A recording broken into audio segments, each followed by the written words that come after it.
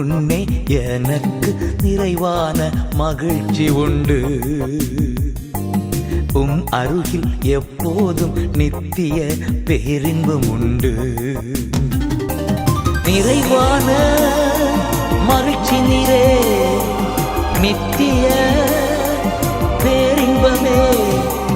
நிறைவான மகிழ்ச்சி நீரே, நித்திய பேரின்பமே. Praise the Lord. கர்த்தருடைய நல்ல நாமம் மகிமைப்படுவதாக. நித்திய பேரின்பம் நிகழ்ச்சிக்கு உங்களை நாங்கள் அன்புடன் வரவேற்கிறோம். இந்த ஒரு மணி நேரம் உங்களுக்கு மிகுந்த ஆசீர்வாதமாக இருக்கும் என்பதில் மாற்று கருத்தில்லை. முதலாவதாக நம்ம எல்லாரும் சேர்ந்து இணைந்து ஆண்டவரை ஆராதிக்கலாமா?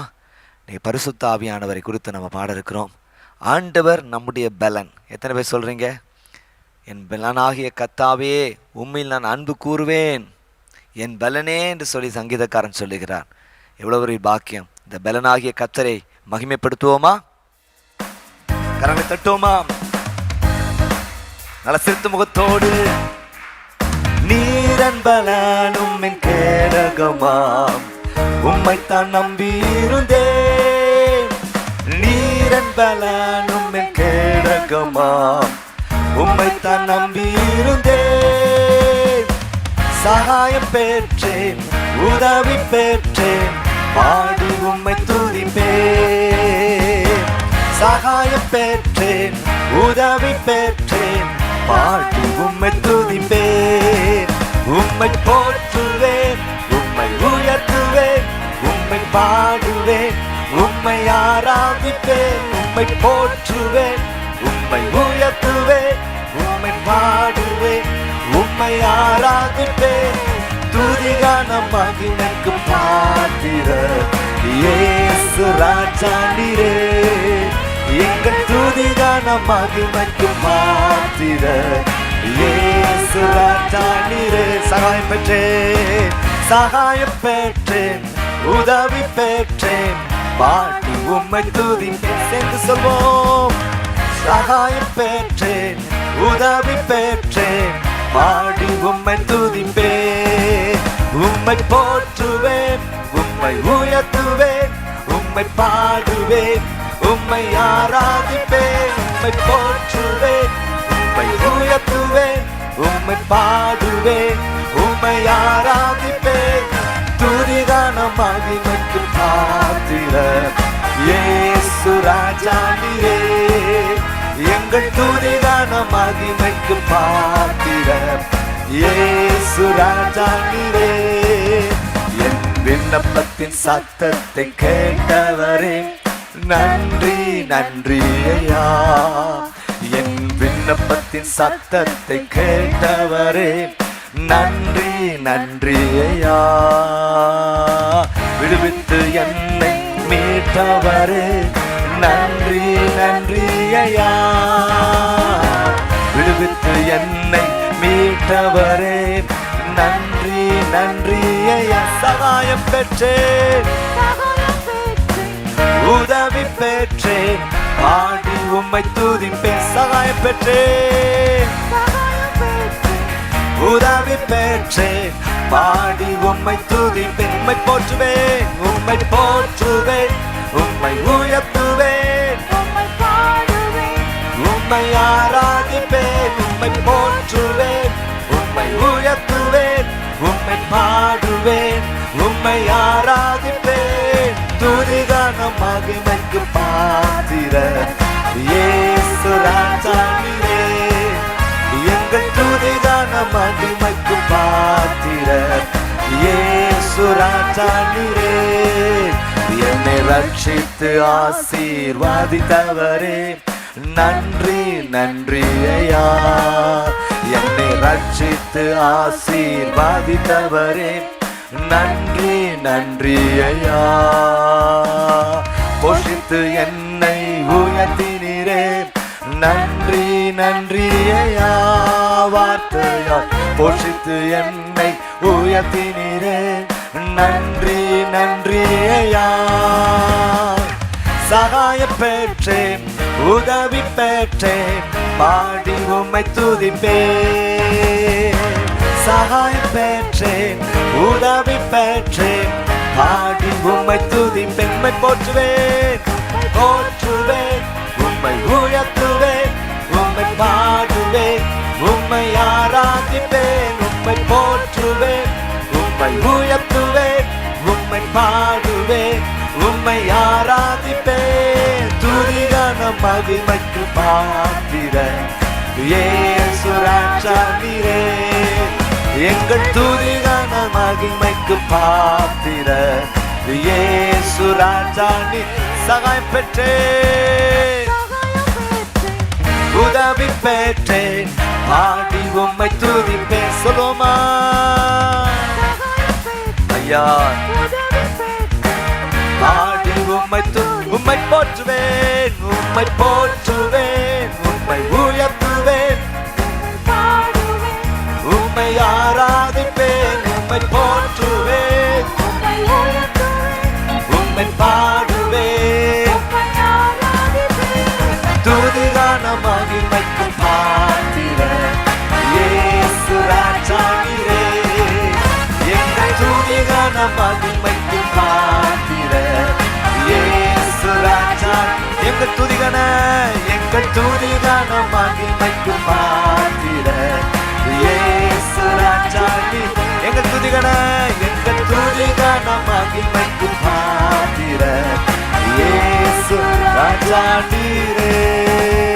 முடிந்த எல்லா நல்ல கரங்களை தட்டி நம்முடைய ஆண்டவருக்கு மகிமை செலுத்த நல்ல கரங்களை தட்டி ஹல்லேலூயா ஹல்லேலூயா ஹல்லேலூயா. பலமுள்ளவன் பலனற்றவன், பலமுள்ளவன் பலன் இல்லாதவன், யாராயிருந்தால் உதவிகள் செய்வது லேசான காரியம், உமக்கது லேசான காரியம், லேசான காரியம், லேசான காரியம், உமக்கது லேசான காரியம். சொல்லுமா லேசான காரியம், உமக்கது லேசான காரியம். பலமுள்ளவன் பலமுள்ளவன் பலனற்றவன், பலமுள்ளவன் பலன் இல்லாதவன்,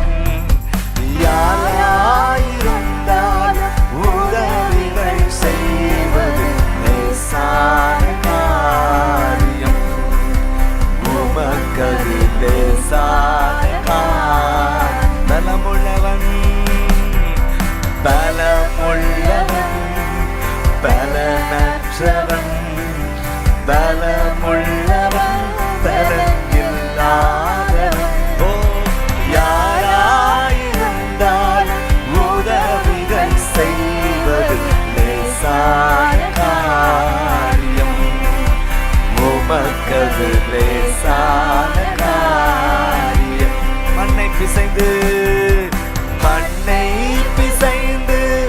மனிதனை படைப்பது லேசான காரியம். அம்மே மண்ணை பிசைந்து மனிதனை படைப்பது லேசான காரியம். மண்ணான மனிதன் மண்ணாவை அழித்தது லேசான காரியம். மண்ணான மனுவுக்கு மன்னாவை அழித்தது லேசான காரியம். என் இயேசுவுக்கு லேசான காரியம், உமக்கது லேசான காரியம். என் இயேசுவுக்கு லேசான காரியம். பலமுள்ளவன் பலனற்றவன், பலமுள்ளவன் பலனற்றவன், பலமுள்ளவன் பலன் இல்லாத, யாராயிருந்தாலும் உதவிகள் செய்வது லேசான காரியம்.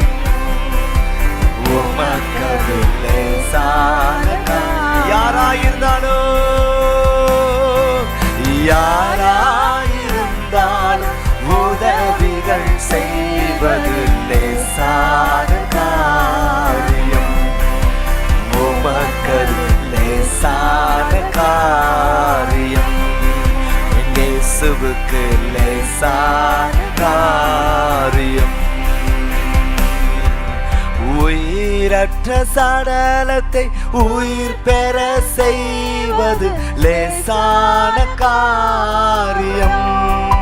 சொல்லுமா, உயிரற்ற சடலத்தை உயிர் பெற செய்வது லேசான காரியம். தீராத நோய்களை வார்த்தையால் தீர்ப்பது லேசான காரியம்.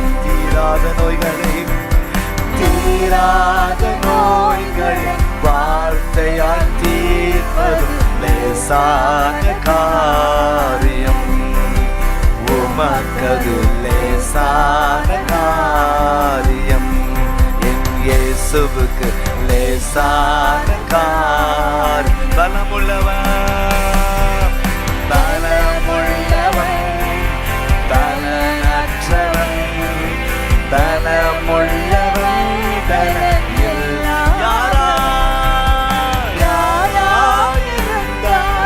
உதவிகள் செய்வது லேசான காரியம். உமக்கது லேசான காரியம்.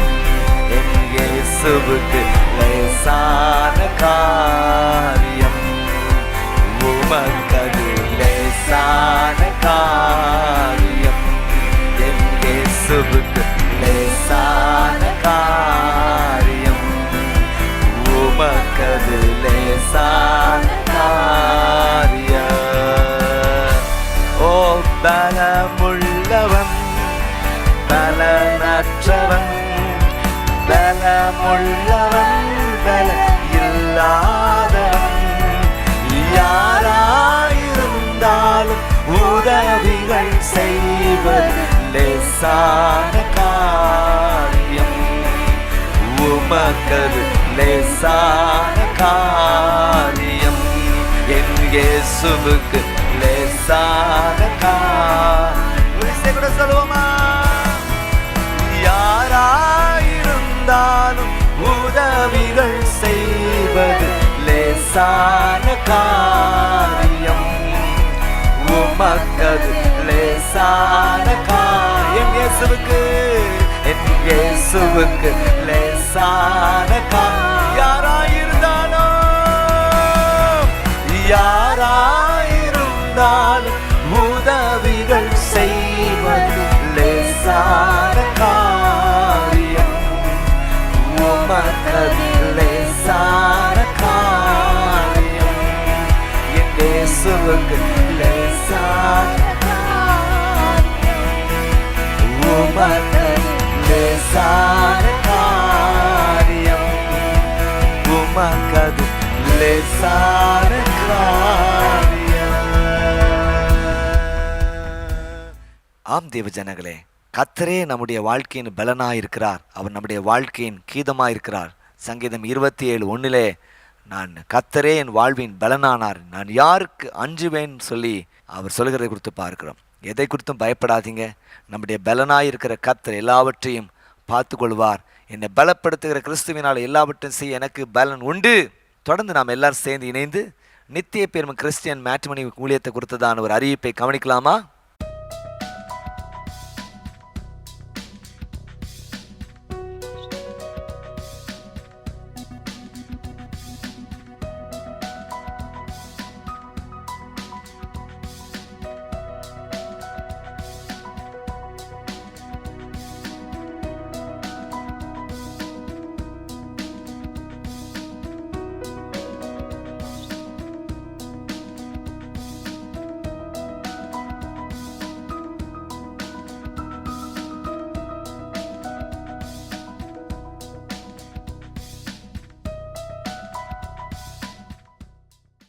ஆம் தேவ ஜனங்களே, நித்திய பெரும் கிறிஸ்டியன் மேட்ரிமோனி ஊழியங்கள் ஆயிரக்கணக்கான ஜனங்களுக்கு ஆசீர்வாதமாக இருக்கிறது. ஒரே குடும்பத்தை சேர்ந்த அநேருக்கு இந்த ஊழியத்தின் மூலமாக திருமண நடக்க கர்த்தர் கிருபை தந்திருக்கிறார். எல்லா தரப்பட்ட ஜனங்களுக்கும் அற்புதங்களை செய்திருக்கிறார். உங்கள் குடும்பத்தில் திருமணத்துக்கு காத்திருக்கிறவர்கள் கர்த்தர் நிச்சயம் அற்புதம் செய்வார். உடனடியாக ஸ்கிரீனில் காண்கிற எண்ணுக்கு தொடர்பு கொண்டு அதை நன்மையை பெற்றுக்கொள்ளும்படியாக அன்புடன் அழைக்கிறோம். கர்த்தருடைய கிருபை நம்மோடு இருப்பதாக. ஆமேன். தொடர்ந்து நாம் எல்லாம் சேர்ந்து இந்த ஆண்டுடைய வார்த்தையை கேட்போமாக. இன்னைக்கு நாம் தியானிக்க போகிற சோதரம் ஆண்டுடைய வார்த்தை லூக்கா எழுதின சுவிசேஷம் 2ஆம் அதிகாரம் 40ஆம் வசனம். லூக்கா 2:40. பிள்ளை வளர்ந்து ஆவியிலே பலன் கொண்டு ஞானத்தினால் நிறைந்தது, தேவனுடைய கிருபையும் அவர் மேல் இருந்தது சொல்லும். பிள்ளை வளர்ந்து ஆவிலே பலன் கொண்டு, இதே இயேசுநாதர் குறித்து சொல்லப்பட்டிருக்கிறது. நீங்கள் 52ஆம் வசனத்தை வாசித்து பார்க்கும்பொழுது, நம்ம அடிக்கடி சின்ன பிள்ளைகளை பிரதிஷ்டை பண்ணும் பொழுது நாம் பயன்படுத்துகிற ஒரு வார்த்தை, இயேசுவானவர் ஞானத்திலும் வளர்த்தியிலும் தேவ கிருபையிலும் மனுஷ தயவிலும் அவர் அதிகமாய் விருத்தினார். ஒரு ஹோலிஸ்டிக்கான ஒரு டெவலப்மெண்ட், ஒரு growth அப்படின்னு சொல்லிப்பார். நம்ம லைஃப்பில் ஒரு ஹோலிஸ்டிக்கான ஒரு growth இருக்கணும் பாருங்க. ஆளும் வளரணும், அறிவும் வளரணும் அப்படி சொல்லுவாங்க. நீங்கள் ஆவிக்குரிய வாழ்க்கையிலும் வளரணும், ஆவியிலையும் வளரணும் அப்படின்னு நான் உற்சாகப்படுத்தேன். ஆளும் வளரணும், அறிவும் வளரணும், ஆவியிலும் நீங்கள் என்ன செய்யணும், வளரணும் அப்படிங்கிறது தான் கர்த்தருடைய வார்த்தை. ஏன்னா ஆவியிலே பலன் கொண்டு அப்படின்னு சொல்லப்பட்டு, அவர் சரீர அளவிலே வளர்ந்தார். அது ஸ்தோத்திரம். என்னது அது மென்டலி அவர் வளர்ந்தார்னு சொல்லி பார்க்கிறோம். சோஷியலி அதனால ஸ்தோத்திரம் அதில் வளர்ந்தார். அடுத்த ஸ்பிரிச்சுவலான ஒரு வளர்ச்சி, எல்லா ஒரு வளர்ச்சி நமக்கு மிக மிக அவசியம். நம்ம வளரணும், நம்ம அறிவில் வளரணும், நம்ம சரீரத்தில் வளரணும். அது மாத்திரமல்ல, இந்த உலகத்திலையும் நம்ம வளர்ந்தவர்களாக இருக்கணும். அது மாத்திரமல்ல, நம்ம ஆவியிலே வளர்ந்தவர்களாக இருக்க வேண்டியது மிக மிக அவசியமாக இருக்கிறது என்று சொல்லி கர்த்தருடைய வார்த்தை நமக்கு உற்சாகப்படும். நீங்கள் லூக்கான சுவிசேஷம் 1ஆம் அதிகாரம் 80ஆம் வசனத்தை நீங்கள் வாசித்து பார்க்கும் பொழுது, அங்கே யோவான் ஸ்நானகரை குறித்து படித்து பார்க்கிறோம். அந்த பிள்ளை வளர்ந்து ஆவியிலே பலன் கொண்டு இஸ்ரவேலுக்கு தன்னை காண்பிக்கும் நாள் வரைக்கும் வனாந்திரங்களிலே இருந்தான்னு சொல்லப்பட்டு, அப்போ எல்லாருமே என்ன செஞ்சாங்க அப்படின்னா ஆவியிலே அலசோத்திரம் பலன் கொண்டார்கள் என்று சொல்லி பார்க்கும். நீங்களும் நானும் ஆவியிலே பலன் கொள்ளணும். ஒரு சரீரத்தை வளர்த்தெடுக்கிறதுக்கு எவ்வளவாக நம்ம பிரயாசப்படுறோம், அப்படிதானே? ஒரு சரீரமானது வளர்வதற்கு அதுக்கு நியூட்ரிஷன் ரொம்ப ரொம்ப அவசியம், அப்படிதானே? நல்ல சத்தான ஊட்டச்சத்து நிறைந்த உணவுகள் மிக அவசியம். குறிப்பாக சொல்லலாம், புரோட்டீன் ரொம்ப ரொம்ப அவசியம் சொல்லுவாங்க. சரீரம் நல்ல ஆரோக்கியமாக தெம்பா இருப்பதற்கு என்ன அவசியம்? புரோட்டீன் ரொம்ப அவசியம். ஒரு காலத்துலலாம் பார்த்தீங்கன்னா வீடுகளில் ஜம்மு பண்ண வரும்போது வீவா பாட்டில் கொடுப்பாங்க, ஒரு ஹார்லிக்ஸ் பாட்டில் கொடுப்பாங்க, ஒரு போன்வீட்டா கொடுப்பாங்க, அப்புறம் மால்டோவான்னு ஒன்று கொடுப்பாங்க, இப்படி நிறைய கொடுப்பாங்க. இப்போ எல்லா இடத்துலையும் ரொம்ப பிரபலமாக இருக்குது என்ஷூர். அது இந்த ஃப்ளேவர் இருக்குது, அந்த ஃப்ளேவருக்கு, இந்த ஃப்ளேவருக்குன்னு அதை கொடுப்பாங்க. அதில் நீங்கள் பார்த்தீங்கன்னா மெஜாரிட்டி அது ப்ரோட்டீன் பவுடராக தான் இருக்கும். சத்துக்கள் நிறைந்த ஒரு உணவுன்னு சொல்லி பார்க்கும். அதே போல் நீங்கள் சத்துக்கள், அந்த ப்ரோட்டீன் நிறைய இருக்குது. சிக்கனில் இருக்குது, அது மாத்திரம் முட்டையில் இருக்குது, பீன்ஸில் இருக்குது, அப்புறம் பருப்பு வகைகளில் இருக்குது, மீன்லலாம் இது புரோட்டீன் ரொம்ப ஜாஸ்தி. அதான் நம்ம இதெல்லாம் உணவில் அதிகமாக சேர்க்கறது நல்ல விஷயம்னு சொல்லுவாங்க. அது மாத்திரமல்ல, நம்ம சரீரத்துக்கு தேவையானது நல்ல நல்ல ஹெல்த்தியான ஃபேட்ஸ் தேவை, நல்ல ஊட்டச்சத்துக்கள் மிக மிக மிக அவசியமாக இருக்குன்னு சொல்லிப்பாங்க. அடுத்ததாக காம்ப்ளெக்ஸ் கார்போஹைட்ரேட்னு சொல்கிறாங்க. என்ன சொல்லப்படுறாங்க? என்னது? நம்ம கார்போஹைட்ரேட் ரொம்ப மிக அவசியம். அதுக்கு நீங்கள் இங்கேருந்து நல்ல நவதானியங்கள் இருந்தால் எங்கேருந்து கிடைக்கும்? ஒரு கார்போஹைட்ரேட் எதுலேருந்து கிடைக்குதுன்னு நீங்கள் பார்த்துருங்க.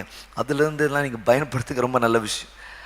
அது மாத்திரமல்ல, விட்டமின்ஸ் அண்ட் மினரல்ஸ் மிக மிக மிக மிக மிக மிக அவசியமாக இருக்குது. எல்லா வித கிரைன்ஸ்லேருந்தும் நமக்கு கார்போஹைட்ரேட் கிடைக்கிறது. Vitamins and minerals, D, calcium, magnesium, iron, இதெல்லாமே நமக்கு ரொம்ப ரொம்ப அவசியம். இது எல்லாம் நீங்கள் நல்ல பாடியை மெயின்டைன் பண்ணுறவங்க இதில் ஒரு பேலன்ஸ்டான நிலையில் இருப்பாங்க. அது மாத்திரமல்ல, இந்த சரீரம் பலப்படுறதுக்கு இந்த உணவு மாத்திரமல்ல, நல்ல ஒரு ஓய்வு நமக்கு மிக அவசியம். எல்லாம் 6 மணிலேருந்து 7 மணி நேரம் தூங்குங்கன்னு சொல்கிறாங்க. இப்போ இருக்கிற உலகத்தில் நம்ம 4 மணி நேரம் தூங்குறதே பெரிய விஷயமா இருக்குதுன்னு சொல்லிப்பார். ஆனால் சரீரத்துக்கு ஒரு ஓய்வு சரீரத்தை பலப்படுத்துகிறதுங்கிற மறந்தாங்க. உணவு மாத்திரமல்ல நல்ல ஓய்வும் சரீரத்தை பலப்படுத்துகிறது என்று சொல்லி பார்க்கிறோம். சோதரன் அது மாத்திரம் இல்லை, தண்ணீர் மிக மிக அவசியம். நல்ல ஒரு நாளைக்கு 3.5 லிட்டர் தண்ணி தான் குடிக்கணும்னு சொல்லுவாங்க நினைக்கிறேன். ஸோ நல்ல தண்ணீர் நம்ம குடிக்கிற அது நம்ம சரீரத்துக்கு ஒரு பலனாக இருக்கிறது. அது மாத்திரமல்ல, மனதளவிலே நீங்கள் நானும் ஆரோக்கியமாக இருக்கிறது கூட ஒரு பெரிய ஆசீர்வாதம். ஸோ மென்டலி நம்ம ஹெல்த்தியாக இருந்தோம்னா அது சரீரத்துக்கு ஒரு பெரிய பலனாக இருக்கு. ரொம்ப ஓவராக கவலைப்பட்டு டென்ஷனாகி கதறி நிறைய பேர் ரொம்ப ஓவர் டென்ஷன் ஆகிற நிலை, ஒன்றுக்கும் இல்லாததுக்கு டென்ஷன் ஆகிறதை குறித்து பார்க்கிறோம்.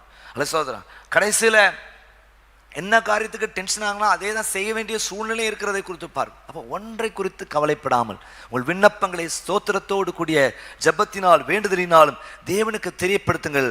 அப்பொழுது எல்லா புத்திக்கு மேலான தேவ சமாதானம் உங்கள் இருதயங்களை கிறிஸ்து இயேசுக்களாக. அப்ப பாருங்க, சரீரத்துல ஒரு ஆரோக்கியமா இருக்கிறதுக்கு உணவு அவசியம், ஓய்வு அவசியம், மனதளவிலே ஒரு ஆரோக்கியம் அவசியம், தண்ணீர் நமக்கு ரொம்ப நல்ல அவசியமா இருக்கு. அப்போ இந்த உள்ளான மனுஷன்ல நீங்களும் பலன் கொள்ள வேண்டியது மிக அவசியம். அது எப்படி கிடைக்கும் அப்படின்னா ஒண்ணுமே இல்லை, க்ளோஸ் கனெக்ஷன் வித் காட். அல்லது ஆவியில எப்பொழுது நாம் பலன் பெறுவோம் என்றால் ஆண்டவரோடு கூட நீங்கள் நான் நெருக்கமா இருக்கும் பொழுது. நல்ல கவனிங்க, இதுதான் முக்கியமான சிம்பிளான விஷயம். ஆண்டவரோடு நெருக்கமா இருக்கும் பொழுது தேவனோடு தேவனுக்காக அப்படிங்கிற ஸ்டேட்மெண்ட் ரொம்ப முக்கியம். நீங்க உங்க லைஃப்ல இந்த ஆவியில பலன் கொள்ள வேண்டும் என்றால் தேவனோடு கூட நேரத்தை செலவழிக்கணும், தேவனுக்காக நேரத்தை செலவழிக்கணும். கரங்களை வைத்து அழிச்சங்க பார்ப்போம். இன்னைக்கு எல்லாத்துக்கும் நமக்கு நேரம் இருக்கு, ஆனா தேவனுக்கான ஒரு நேரம் இருக்குதா அப்படின்னு சொல்லி பார்த்தா இல்லாத நிலை இருக்கிறது. ஒரு பிரபலமான திருச்சபையில அந்த ஊழியக்காரர் அந்த விசுவாசிகளை பார்த்து கண்ணை மூட சொன்னாரு. எத்தனை பேர் 1 மணி நேரம் நீங்க ஜெபம் பண்றீங்க அப்படின்னு சொல்லி கையை தூக்க சொன்னாரு. வெறும் அவ்வளோ பெரிய சபையில 5% ஆட்கள் தான் 1 மணி நேரத்துக்கு மேல ஜெபம் பண்றாங்க. இப்போ இதே கேள்வியை நான் உங்கள்கிட்ட கூட கேட்கலாம், நான் கேட்க விரும்பலை, ஒரு சங்கடப்படுத்த விரும்பலை. அவர் நல்லா கண்ணை மூட சொன்னார். பெரிய சபை. ஒரு காலத்தில் நீங்கள் சர்ச்சில் பார்த்தீங்கன்னா 90% ஆட்கள் ஃபயராக இருப்பாங்க, 10% அறவுரையாக இருக்கும். யாராவது ஒரு புதிய ஆத்மா சபைக்குள்ள வந்தால் மொதல் நாளே ஒரு விடுதலை அடைஞ்சிருவாங்க. அதுக்கப்புறம் குறைஞ்சி அது என்னது 51% ஃபயராக இருந்தாங்க, 49 ஒரு மாதிரி இருந்தாங்க. சபை தாக்கு பிடிச்சி ஓடிச்சு. இன்னைக்கு 90% எப்படி இருக்காங்க? அனலும் இல்லாமல் குளிரும் இல்லாமல் இருக்காங்க. வெறும் 10% கூட அல்ல என்னது அனலா இல்லை. அதனால தான் சபை எப்படிப்பட்டதா இருக்கு அப்படின்னா ஏதோ ஒரு தோல்வியின் நிலையில் இருக்குது. ரொம்ப போராட வேண்டியது, எதை பெற்றுக்கொள்ள வேணாலும் ஒரு பெரிய போராட்டமா இருக்கிறத குறித்து பார்க்கிறோம். எனவே தான் உங்களுக்கு இந்த நாட்களில் பரிசுத்த ஆவியானவர் குறித்து பேசிட்டு இருக்கிறேன். நீங்களும் நானும் ஜெயிக்கணும் அப்படின்னா ஆவியிலே பலன் கொள்ள வேண்டியது மிக அவசியமா இருக்கு. கரங்களை வைத்து அருள்சங்க பார்ப்போம். சொல்லுங்க அல்லேலூயா. நீங்க லூக்கா 1ஆம் அதிகாரம் 80ஆம் வசனத்தை வாசித்து பார்க்கும் பொழுது அந்த பிள்ளை தன்னை காண்பிக்கும் நாள் வரைக்கும் வனாந்திரங்களிலே இருந்தான். இந்த வனாந்திரத்தில் இருந்தா என்ன அர்த்தம்? வேற யாருமே இல்லை, எந்தவித மனுஷ சவகாசம் இல்லாத சூழ்நிலை. ஆமென். மனுஷர்கிட்ட நீங்க அதிகமா நேரத்தை செலவழிச்சீங்கன்னா பலவீனப்படுவீங்க. ஆனா ஆண்டவரோடு கூட நீங்க நேரத்தை செலவழிக்கும் பொழுது நீங்க பலன் அடைவீர்கள். கரங்களை போய் தலைச்சங்க பார்ப்போம். நான் சொல்லணும் என்னது, மனுஷன்ட்டு அதிகமா நேரத்தை செலவழிச்சா பலவீனப்படுவோம், ஆண்டவரோடு அதிக நேரத்தை செலவழிச்சா அதிக பலனை பெறுவோம். பக்கத்துல சொல்லுங்க பார்ப்போம். அந்நிய பாஷையில பேசுற மாதிரி இருக்கு, சொல்லாத சொல்லுங்க. இதான் ரொம்ப முக்கியமான. நம்ம எதை ப்ரையாரிட்டி கொடுக்குறோம்? நான் அடிக்கடி சொல்வேன் எல்லாட்டையும், நீங்கள் ஒருத்தட்ட 1 மணி நேரம் பேசுனீங்கன்னா 1 மணி நேரம் 10 நிமிஷம் ஏசுனதை பேசுங்க. ஆட்டோமேட்டிக்காக அடுத்தவங்கள்ட்ட பேசுகிறதே குறைச்சிடுவீங்க. ஆனால் ஏசுனதை கொடுக்குற டைம் கம்மி இல்லை. நீங்கள் மற்ற நண்பர்கிட்ட ரொம்ப நேரம் பேசுகிறோம், அப்படிதான். இப்போ உங்களுக்கு பிடிமானவர்கள்ட்ட நிறைய நேரம் பேசுகிறீங்க. உம்மில் பலன் கொள்கிற மனுஷன் பாக்கியவான் சொல்லப்பட்டு என் பலனே சங்கீதக்காரன் சொல்கிறார். அப்போ அந்த ஆவியின் ஒரு பலன் நமக்கு வேணும். இந்த ஆவியின் பலன் என்றால் என்ன? தேவனோடு தனித்திருக்கிற ஒரு அனுபவம். சொல்லுங்க அல்லேலூயா. ஆமே. இது வனாந்தரங்களிலே இருந்தான். அவருடைய மினிஸ்ட்ரி பவர்ஃபுல்லான மினிஸ்ட்ரி. வெட்டு கிளி காட்டுத்தேன் உண்டு வந்தான் யோவான் சொல்லப்பட்டிருக்கிற. ஆமேன். எப்படி மனம் திரும்புங்கள் விரியன் பாம்பு குட்டிகளே, வரும் கோபத்துக்கு தப்பித்துக் கொள்ள உங்களுக்கு வகை காட்டினவன் யார்? ஆனால் பாட்டு என்ன, உங்களை பார்த்து விரியன் பாம்பு குட்டி நான் ஒருத்தர் சொல்லிட்டேன்னா என்ன சொல்வீங்க? இவர் பெரிய விரியன் பாம்பு, அவர் அப்படியாக்கும், எப்படி ஆகும், இவரை சீனாராக்கும், அவரை சீனாருக்கும், அப்படி சொல்லி கழுவி ஊத்துறதுல நம்ம ரெடியா இருப்போம். ஆனா அவங்க இதயத்தில் குத்தப்பட்டவர்களாக ரட்சிக்கப்படுகிறதுக்கு நாங்க என்ன செய்யணும் அப்படி வந்தோம். அந்த பவர்ஃபுல்லான ஒரு மினிஸ்ட்ரி. எல்லாம் செய்யணும். நம்ம எல்லாம் வீக்கா, நான் ரொம்ப வீக்கா இருக்கேன், இன்னும் நான் பலப்படணும் தான் நான் உணர்வடைகிறேன். சொல்லுங்க அல்லேலூயா. நீங்களும் நானும் பலன் அடைய வேண்டும். அதான் ஆவியிலே பலன் கொண்டு. ஆவியின் பலன் நமக்கு மிக அவசியம். கிறிஸ்துவுக்காக, கிறிஸ்துவோடு ரொம்ப முக்கியம். ஆண்டவருக்காக நிறைய விஷயங்களை செய்யலாம், ஆனால் ஆண்டவருடைய சமூகத்தில் நம்ம இருக்கிறோமா ரொம்ப முக்கியம். ஆண்டவருடைய சமூகத்திலே தரித்திருக்கிற ஒரு அனுபவத்தை கர்த்தர் நமக்கு தருவாராக. அதான் நீங்கள் எபேசியர் 3ஆம் அதிகாரம் 16ஆம் வசனத்திலே பவுல் சொல்லும் பொழுது இவ்வாறு சொல்கிறார். எபேசியர் 3:16 வாசித்து பார்க்கும் பொழுது, நீங்கள் அவருடைய ஆவியினாலே உள்ளான மனுஷரில் வல்லமையாக பலப்பட வேண்டும் என்று சொல்லி அவர் சொன்னார். எனது ஆவியினாலே உள்ளான மனுஷரிலே நீங்க வல்லமையாய் பலப்படணும் தேவ ஜனங்களே. அதுக்கு நீங்க தேவனோடு நேரத்தை செலவழிக்கிற ஒரு வாழ்க்கை, அது குறிப்பா சொன்னா ஆண்டவரை சார்ந்திருக்கிற வாழ்க்கை. Total dependency on God. நம்ம ஆண்டவர் சார்ந்து இருக்கிறோமா? நம்ம ஏதோ ஒரு நிகழ்ச்சி, ஒரு நிகழ்வுனா அதற்காக அதிகமாக மெனக்கெடுறோம், அதிகமாக பிரயாசம். தேவ சமூகத்தில் நம்ம இருக்கிறோமா அப்படின்னு சொல்லி பார்த்தோம்னா இல்லை. நீங்கள் எந்த ஒரு டெசிஷன் எடுக்கிறீங்களோ நீங்க ஆவியில பலன் கொண்டு நீங்க எடுங்க. சொல்லுங்க அல்லேலூயா. ஆவியில பலப்பட்டுடுங்க. நல்ல தேவனோடு நேர்த்து, இது நான் செய்கிறது சித்தமாப்பா, இது நம்முடைய வழிநடத்தல் இருக்குதா, கொஞ்சம் சமாதான குறை வந்தாலும் அது ஏன் வருதுப்பா, இது உங்களுடைய சித்தமா ஆண்டவரே, எனக்கு வழிகாட்டுங்க, எனக்கு புரிய வைங்க ஆண்டவரே, சோதனாய் சிக்காதபடி என்னை காத்துக்கிடுங்கன்னு சொல்லி ஜெபம் பண்ணுங்க. கர்த்தர் உதவி செய்ய வல்லவராய் இருக்கிறார். அல்லேலூயா.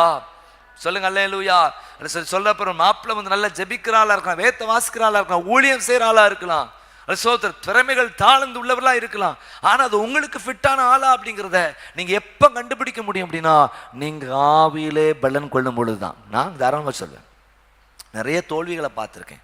அது காரணம் என்ன அப்படின்னா சோதர ஆண்டவரை சார்ந்திருக்க தவறுன ஒரு நிலை. எல்லாம் நல்லா நடக்குங்கிற ஸ்போர்ட்டிவான ஒரு பாசிட்டிவான திங்கிங் இருந்துச்சு. ஆனா இந்த ஆண்டவரை சார்ந்து கொள்ள தவறுதுனால என் லைஃப்ல பாத்தீங்கன்னா சில சவால்களை நான் சந்திக்க நேர்ந்து யோசிப்பேன், கொஞ்சம் மதியனமாக இருந்துட்டோமே, நான் டோட்டலாக ஆண்டவரை சார்ந்திருந்தா எவ்வளோ பெரிய ஒரு ஆசீர்வாதம். சொல்லுங்க அல்லேலூயா.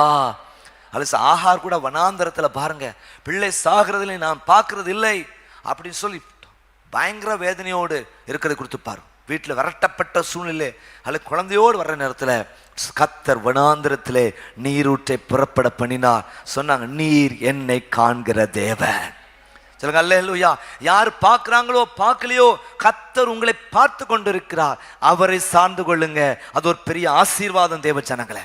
இந்த மாசத்துல கடைசி நாட்கள் நல்லா அவரை சார்ந்து கொண்டு ஜெபம் பண்ண தீர்மானம் பண்ணுங்க. நல்ல ஆவியில் நிறைந்து ஜெபம் பண்ணுங்க. குறைந்தது 4 மணி நேரமாவது அந்நிய பாஷை அடையாளத்தோடு அபிஷேகம் பெற்றவங்க ஆவியிலிருந்து ஜெபம் பண்ணுங்க. மற்ற எல்லாம் ஜெபம் பண்ண பரிசுத்தாவியை எனக்குள்ள வாங்க, என்னை ஆட்கொள்ளுங்க, என்னை பலப்படுத்துங்க. ஆவியானவர் என்னை பலப்படுத்துங்க, என் சிந்தனையை பலப்படுத்துங்க, உணர்வை பலப்படுத்துங்க, வார்த்தையை பலப்படுத்துங்க, செயல்களை பலப்படுத்துங்க, என் ஆவி ஆத்மா சரத்தை பலப்படுத்துங்க. நான் பலவீனமான ஒரு பாத்திரம் அப்பா, நீங்க பலப்படுத்தா விட்டாலும் என்னால் ஒன்றும் செய்ய முடியாது, உண்மையே சார்ந்திருக்கிறேன் சொல்லுங்க. கர்த்தர் நம்முடைய ஜனத்தை பலப்படுத்தி அவளுக்கு சகாயம் பண்ணுகிற ஆண்டவர்.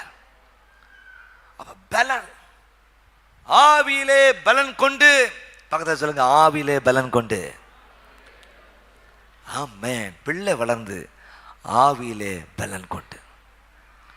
அப்ப இது ஆவியிலே பலன். நான் நிறைய யோசித்து பார்த்தேன், நிறைய வாசித்தும் பார்த்தேன், தேடியும் பார்த்தேன். இதற்கு அர்த்தம் என்ன அப்படின்னா தேவனோடு தேவனுக்காக ஆண்டவரை முற்றும் சார்ந்திருக்கணும். அது அப்படி சார ஆரம்பிச்சிட்டீங்க, உங்களுக்குள்ள ஒரு பலன் ஜெனரேட் ஆகுது. எப்படி தண்ணீர் குடிக்கிறது மூலமாக, அல்சோத்ர புரோட்டீன் எடுக்கிறதுனால, ஒரு எக்ஸசைஸ் பண்றதுனால, மென்டல் ஹெல்த்தோடு இருக்கிறதுனால எப்படி சரீரம் ஒரு பலனை பெறுதோ அதே போல அல்சோத்ர உங்க ஆவிக்குள்ள ஒரு பெரிய பலன் அவரை சார்ந்திருக்கிறது மூலமா வருது. ஒரு நேரத்துக்கு ஒரு நாளைக்கு 3 நேரம் சாப்பிட்றோம். ஒரு நேரத்துக்கு 3 நேரம் சாப்பிட மாட்டீங்க, ஒரு நாளைக்கு 3 நேரம் சாப்பிட்றீங்க குறைஞ்சது. 4 நேரம் சாப்பிட்ற ஆட்கள் இருப்பாங்க, 5 மணி நேரம் சாப்பிட்றவங்க, நைட்டில் தூக்கத்தில் எழுப்பினாலும் ஃப்ரிட்ஜை திறந்து சாப்பிட்ற ஆட்களும் தெரியும். ஏதாவது நைட் கிச்சனில் கிடக்கடன்னு சாப்பிட்டாங்க, என்ன ஆச்சு, நான் 2 மணிக்கு எழுந்த பசி சாப்பிட்றாள். ஒரு ஆளுக்கு 7-8 மணி நேரம் 7-8 தடவை சாப்பிட்ற ஆட்கள் இருப்பாங்க. ஆனால் இந்த ஆவியில் பலன் கொள்கிற நிலை நாளைக்கு பார்த்துக்கலாம். என் மனைவி எனக்காக ஜெபம் பண்ணுவாங்க, ஏம்மா உங்களுக்காக அவங்களா சாப்பிட்டு இருக்கிறாங்க, உங்க வயிற்ற நிரப்புறது நீங்களா சாப்பிட்றீங்க. என் மனைவி ஜெபம் பண்ணிடுவாங்க, எங்க பாஸ்டர் ஜெபம் பண்ணிடுவாரு, எங்க கேன்சர் தலைவர் ஜெபம் பண்ணுவாரு. நானோ சாப்பிடுவேன், தூங்குவேன், கேம் விளையாடுவேன், மொபைல் நோண்டுவேன். அப்படிதான் நம்ம பலப்படணும். சும்மா கேட்டுட்டு போகக்கூடாது. தம்பிமார் தங்கச்சிமார் சொல்கிறேன், நல்ல தேவ சமூகத்தில் 15 மினிட்ஸ் செஞ்சு பாருங்க, ஒரு மாற்றம் உண்டாங்க. கரங்களை வைத்து வர லட்சம் ஆவியில பலன் படுங்க. ஏன்னா அலுசோத்திரன் நமக்கு பயங்கரமான சவால்கள் இருக்கு பாருங்க தேவ ஜனங்களே. வாழ்க்கையில பெரிய சவால்கள் நம்ம சந்திக்க வேண்டியிருக்கு. நீங்க எபேசியர்ல வாசித்து பார்க்கும் பொழுது நமக்கு உபத்திரம் உண்டு, போராட்டம் உண்டு, சவால்கள் உண்டு என்று சொல்லப்பட்டிருக்கு. அப்ப அதுல எல்லாம் நீங்க எதிர்த்து நிற்க திராணி உள்ளவர்களாகும்படியாக கர்த்தரிலும் அவருடைய சத்துவத்தின் வல்லமையிலும் பலப்பட வேண்டியது மிக அவசியம். அதான் எபேசியர்ல வாசித்து பார்க்கும்போது கர்த்தரிலும் அவருடைய சத்துவத்தின் வல்லமையிலும். ஆமென். நிறைய பேர் முடிக்கிற பார்த்தா இந்த எபேசியர் தள்ளுகபடி ஆகாமத்தில் இருக்கிற மாதிரி நீங்க பாக்குறீங்க. ஒன்றும் இல்லை, இந்த பைபிளில் தான் இருக்கு. எபேசியர் திருப்பிடுங்க பாருங்க. எபேசியர் எத்தனை அதிகாரம்? 5ஆம் அதிகாரம் திருப்பிடுங்க. 5ஆம் அதிகாரத்தில் சொல்லப்பட்டிருக்கிறது என்ன சொல்லப்பட்டிருக்கிறது? 10ஆம் வசனம். கடைசி என் சகோதரரே, கர்த்தரிலும் அவருடைய சத்துவத்தின் வல்லமையிலும் பலப்படுங்க. நீங்கள் பிசாசின் தந்திரங்களோடு எதிர்த்து நிற்க திராணி உள்ளவர்களாம்படி தேவனுடைய சர்வாயுத வர்க்கத்தை தரித்துக் கொள்ளுங்கள். ஏனெனில் மாம்சத்தோடும் இரத்தத்தோடும் அல்ல, துரைத்தனங்களோடும் அதிகாரங்களோடும் இப்பிரபஞ்சத்தின் அந்தகார லோகாதிபதிகளோடும் வான மண்டலத்தில் உள்ள பொல்லாத ஆவியுடைய சேனைகளோடும் நமக்கு போராட்டம். எபேசியர் 5ஆம் அதிகாரத்தில் நம்ம வாசிக்கிற வசனம் எத்தனை வசனம்? 12ஆம் வசனத்தில் சொல்லப்பட்டிருக்கிறது. ஆகையால் தீங்கு நாளிகளே நீங்கள் அவைகளை எதிர்க்கவும் தீங்கு நாள் அவைகளை எதிர்க்கவும் சகலத்தையும் செய்து முடித்தவர்களாய் நிற்கும் திராணி உள்ளவர்களாகும்படி தேவனுடைய சர்வாயுத வர்க்கத்தை நீங்கள் தரித்துக் கொள்ளுங்கள் என்று சொல்லி ஆண்டவருடைய வார்த்தை சொல்லுங்க. அப்ப பாருங்க தேவ ஜனங்களே, கர்த்தர்ல நீங்க பலப்படும். பக்கத்துல சொல்லுங்க, கர்த்தர்ல பலப்படுங்க. ரொம்ப முக்கியமான விஷயம். இந்த ஆவியில் பலப்படுங்க. நான் சாதாரணமாக சொல்லிட்டு நீங்க யோசித்து பாருங்க, செஞ்சு பாருங்க. என்ன ஆவியில் பலப்படும்? நல்லா சாப்பிடுவையா, தூங்குவையா அப்படின்னு நினைக்காது. அது வேணும், செய்யுங்க. ஆனால் இந்த ஆவியில பலப்படுங்க. இயேசுநாதர் பலப்பட்டார். அவருடைய ஊழியம் எவ்வளவு மகிமையா இருந்துச்சு பாருங்க. அப்படியா எல்லா நீங்க ஆவின் பலப்பட்ட பின்பதாக தொடர்ந்து ஒரு பஸ்கா பண்டிகைக்கு தேவனுடைய ஆலயத்துக்கு போறாங்க, குடும்பமா போறாங்க, எல்லாரும் சேர்ந்து போறாங்க. போயிட்டு எல்லாம் ஃபங்க்ஷன்ஸ்லாம் முடிஞ்ச பின்பதாக திரும்ப ரிட்டர்ன் ஆகிறாங்க. இயேசுநாதர் கூட வர்றாருன்னு தகப்பன் தான் நினைக்கிறாங்க. ஒரு நாள் அளவு நடந்து வந்துட்டாங்க. போய் பார்த்தா ஆளை காணோம். சொந்த பந்தன்ட்ட கேட்குறாங்க, நீங்க பார்த்தீங்களா? ஐயோ இங்க போனான்னு தெரியல. திரும்ப ரிட்டர்ன் ஆகி திரும்ப ஒரு நாள் தாண்டி வந்திருப்பாங்க பாருங்க. வந்து பார்க்குற நேரத்தில் தேவனுடைய ஆலயத்தில் உட்கார்ந்து எல்லாரோடு கூட சம்பாஷித்து கொண்டு பேசிட்டு இருக்கிறார். அவருடைய பேசுகிற ஞானத்தை பார்க்குறாங்க. அவருடைய சாமர்த்தியத்தை பார்த்து எல்லாரும் திகைத்து போனார்கள் சொல்லப்பட்டிருக்கிறது. லூக்கா 2ஆம் அதிகாரம் 43ஆம் வசனத்தை வாசித்து பார்க்கும் பொழுது, பண்டிகையின் நாட்கள் முடிந்து திரும்ப வருகிற போது பிள்ளையாக இயேசு எருசலேமில் இருந்து விட்டார். இது அவருடைய தாயாருக்கும் யோசேப்புக்கும் தெரியாது இருந்தது. அவர் பிரயாணக்காரரின் கூட்டத்திலே இருப்பார் என்று அவர்கள் நினைத்து ஒரு நாள் பிரயாணம் வந்து உறவின் முறையாரிடத்திலும் அறிமுகமானவரிடத்திலும் அவரை தேடினார்கள். காணாததினால் அவரை தேடிக்கொண்டே எருசலேமுக்கு திரும்பி போனார். 3 நாளைக்கு பின்பு அவர் தேவனுடைய ஆலயத்தில் போதகர் நடுவிலே உட்கார்ந்திருக்கவும் அவர்கள் பேசுகிறதை கேட்கும் அவர்கள் வினவவும் கண்டார்கள். அவர் பேச கேட்ட யாவரும் அவருடைய புத்தியையும் அவர் சொன்ன மாருத்திரத்தையும் குறித்து பிரமித்தார். ஒரு ஆச்சரியம் வரும் தேவ ஜனங்களே, உங்க உத்தரவுல ஒரு ஆச்சரியம் வரும். எப்படி இந்த ஞானம் வெளிப்பட்டு? உங்க திங்கிங்ல ஒரு பெரிய ஆசீர்வாதம், உங்க வேர்ட்ஸ்ல ஒரு பெரிய ஆசீர்வாதம், உங்க ஆக்டிவிட்டீஸ்ல ஒரு பெரிய மாற்றம் இந்த ஆவியின் பலத்துல வருகிறது என்று சொல்லி பார்க்கிறோம். பிரமித்தார். 48ஆம் வசனத்தை வாசிப்பார். தாய் தகப்பன்மாரும் அவரை கண்டு ஆச்சரியப்பட்டார்கள். அப்பொழுது அவருடைய தாயார் அவரை நோக்கி, மகனே, ஏன் எங்களுக்கு இப்படி செய்தாய்? இதோ உன் தகப்பனும் நானும் விசாரத்தோടെ உன்னை தேடினோமே என்றாள். அதற்கு அவர், நீங்கள் ஏன் என்னை தேடினீர்கள்? என் பிதாவுக்கு அடுத்தவர்களை நான் இருக்க வேண்டியது என்று அறியீர்களா என்று சொன்னார். பாருங்க, அப்படி சொல்லிட்டு தான் 52ஆம் வசனத்துல இப்படி சொல்லப்படும், இயேசுவான ஞானத்திலும் வளத்திலும் மனுஷ தெய்வத்திலும் தேவக்கிருபை அதிகமாக விருத்தி அடைந்த தேவன். அப்போ தாவின் பலன் உங்களுக்கு எல்லாருக்கும் அவசியம். அது பேசிட்டு போறேன் இன்னைக்கு. ஆனால் நீங்கள் தேவ சமூகத்தை இன்னைக்கே உட்காந்து ஒரு 10 நிமிஷமாவது நல்ல ஆவில நிறைந்து ஜோமனை ஆரம்பிங்க. ஒரு 10 நிமிஷமா ஜோமனா ரொம்ப நல்ல விஷயம். தனித்து மொபைல் ஃபோன் கிட்ட வேண்டாம். நானும் என்னுடைய தேவன் என்கிற இனத்துல ஸ்தோத்திரம். எல்லாம் இருந்தாலும் அதை பற்றி ஒரு சிந்தனை இல்லாதபடிக்கு தேவ சமூகத்தில் உட்கார்ந்து நீங்கள் ஜெபிக்க ஆரம்பிக்கும் பொழுது அந்த ஆவியின் பலனை நீங்கள் பெற்றுக்கொள்ள ஆரம்பிக்கிறீர்கள். அந்த ஆவியின் பலன் உங்கள் வாழ்க்கையில் பெரிய காரியங்கள் நிச்சயமாக செய்யும். நீங்கள் அதை குறித்ததான சாட்சிகள் நிச்சயமாக சொல்வீங்க, மாற்று கருத்தில். அப்போ தேவனை சார்ந்திருக்கிற நிலை, தேவனோடு தேவனுக்காக செயல்படுகிற நிலை ரொம்ப ரொம்ப முக்கியமான விஷயம் என்று சொல்லி நான் பார்க்கணும். இப்போ நீங்க பாருங்க, இந்த ஆவியின் நிறைவை பெற்றுக்கொண்டவங்க, இந்த ஆவியின் பலனை பெற்றுக்கொண்டவங்க எப்படிப்பட்டவங்களா இருந்தாங்க அப்படி சொல்லி தான் ஒரு 4 விஷயத்தை உங்களுக்கு நினைப்பூட்ட விரும்புகிறேன். கவனிங்க. இந்த ஆவியின் நிறைவை பெற்றவங்க எப்படிப்பட்டவங்களா இருந்தாங்க? முதலாவதாக 4 வார்த்தைகள் சொல்றேன். தைரியம், 2வது அதிசயம், 3வது சத்தியம், 4வது பாக்கியம். இந்த 4 விஷயத்தை நினைச்சுங்க. என்னது? இந்த ஆவி நிறைவு பெற்றவங்க எப்படிப்பட்டவங்களா இருந்தாங்க? சரியா? 4 வார்த்தைகள் சொல்றேன். 1 தைரியம், 2வது அதிசயம், 3வது சத்தியம், 4வது என்னது? பாக்கியம்.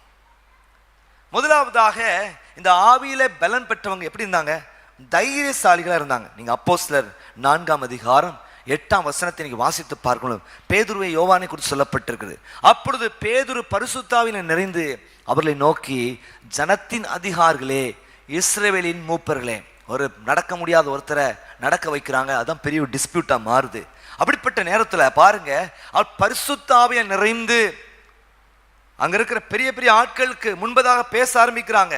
நீ 13ஆம் வசனத்தை நீ வாசித்து பார்க்கும் பொழுது அங்கு சொல்லப்பட்டிருக்குது, பேதுருவும் யோவான் பேசுகிற தைரியத்தை அவர்கள் கண்டு, பேதுரு யோவான் பேசுகிற தைரியத்தை அவர்கள் கண்டு, அவர்கள் படிப்பறிவு இல்லாதவர்கள் என்றும் பேதன்மை உள்ளவர்கள் என்றும் அறிந்தபடியால் ஆச்சரியப்பட்டு அவள் இயேசுவுடனே கூட இருந்தவள் என்று அறிந்து கொண்டார். கரங்களை வைத்து வர அழிச்சங்க பார்ப்போம். சொல்லுங்க அல்லேலூயா. அவள் படிப்பு கிடையாது, பேதையான ஆட்கள் தான்.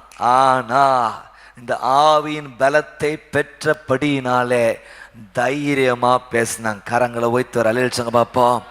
சொல்லுங்க அல்லேலூயா. நம்ம எல்லாம் நல்லா ஸ்தோத்திரம். என்னது? எனக்கு எக்யூப்ட் ஆயிட்டு நம்ம வரணும்னு நினைக்கிறோம். இல்லைங்க, நீங்க ஆவியின் நிறைவை பெற்றவர்களா இருக்கும் பொழுது, ஆவியின் பலத்தை நீங்கள் பெற்றவர்களா இருக்கும் பொழுது, உங்களுக்கு படிப்பு கூட பெருசா கிடையாது, தேவையில்லை. உங்களுக்கு ஸ்தோத்திரம் திறமைகளோ தாழ்ந்தோ தேவையில்லை. உங்க கேரக்டர் கூட ஸ்தோத்திரம் ரொம்ப பயப்படுற கேரக்டர் இருக்கலாம். ஆனா நீங்க இந்த ஆவியின் நிறைவை பெற்றுக்கொள்ளும் பொழுது நீங்க செயல்பட ஆரம்பிக்கிறீங்க. கரங்களை வைத்து அழைச்சங்க பாபா. இதான் டிஃபரன்ஸ், இதான் நமக்கு வேணும். அவர்கள் இயேசுவுடனே கூட இருந்தவர்கள் என்று அறிந்து கொண்டாங்க. அப்பா, இவன் இயேசுவோடு கூட இருந்த ஆள் அல்லவா? அப்ப பாருங்க, அது முக்கியம். நீங்க அடுத்தது 18, 19 ஆகிய வசனங்களை வாசித்து பார்க்கும் பொழுது 18, 19 இந்த மனுஷரை நாம் என்ன அவர்களை அழைத்து இயேசுவின் நாமத்தை குறித்து எவ்வளவும் பேசும் போதிக்கவும் கூடாது என்று அவர்களுக்கு கட்டளையிட்டார்கள். அடுத்த வசனத்தை வாசிப்பார். 19ஆம் வசனம். பேதுரும் யோவானும் அவர்களுக்கு பயித்திரமாக எல்லாம் சேர்ந்து சொல்லுங்க, தேவனுக்கு செவி கொடுக்கிறதை பார்க்கலாம் உங்களுக்கு செவி கொடுக்கிறது தேவனுக்கு முன்பாக நியாயமா இருக்குமோ என்று நீங்களே நிதானித்து பார். அப்ப பாருங்க, ஒரு டிரான்ஸ்ஃபர்மேஷன் அவங்க லைஃப்ல வருது. எதுக்கு பயப்படணுமோ பயப்படுறாங்க, எதுக்கு பயப்படக்கூடாதோ அவங்க பயப்படலை. நீங்க நம்ம பயப்பட வேண்டியதுக்கு பயப்பட மாட்டேங்க, பயப்படக்கூடாததுக்கு பயந்து பயந்து பயந்து பயந்து சாவுறோம். தேவ பயம் இருக்குதா? சுத்தமா இல்லை. ஆனா மனுஷருக்கு பயம் இருக்குதா? பயங்கரமான பயம் இருக்கு, பயங்கரமான ஒரு பயம். தேவனுக்கு பயம் இல்லை. அப்ப பாருங்க, உங்களுக்கு ஒரு தைரியம் வருது. எப்படின்னா, இந்த ஆவியின் பலனை நீங்கள் பெறும் பொழுது.